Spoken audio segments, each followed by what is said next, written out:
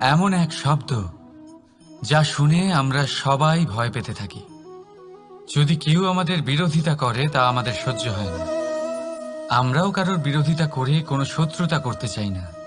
এই ধরনের ভাবনা আমাদের মনে আসতেই থাকে। কিন্তু বিরোধিতা, এই শব্দ আপনার শান্তির জন্য, আপনার সুখের জন্য কতটা গুরুত্বপূর্ণ তা আপনারা জানেন না। তাই যদি কাল এসে কেউ আপনার বিরোধিতা করে, তখন সবার আগে নিজেকে যাচাই করুন। আপনি কি ভুল করেছেন? আপনার দোষ কি? নিজের মধ্যে কি ত্রুটি আছে সেটা বোঝার চেষ্টা করুন। নিজেকে সংশোধন করার চেষ্টা করুন, তারপর দেখুন বিরোধিতার এই আগুন আপনাকে স্বর্ণ থেকে কুন্দন বানিয়ে তুলবে।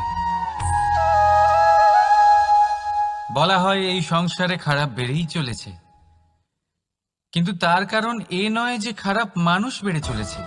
তার কারণ হলো যে ভালো মানুষ, যাদের ভালো চিন্তা, ভালো বিচারধারা আছে, তারা খারাপের বিরোধিতা করতে পারে না। যদি আপনার সম্মুখে কোনো খারাপ কর্ম হয়, তাহলে তার বিরোধিতা করতে সংকোচ করবেন না, কারণ বিরোধিতার এই আগুন মন্দকে পিছুপা হতে অবশ্যই বাধ্য করে। রাধা রাধা।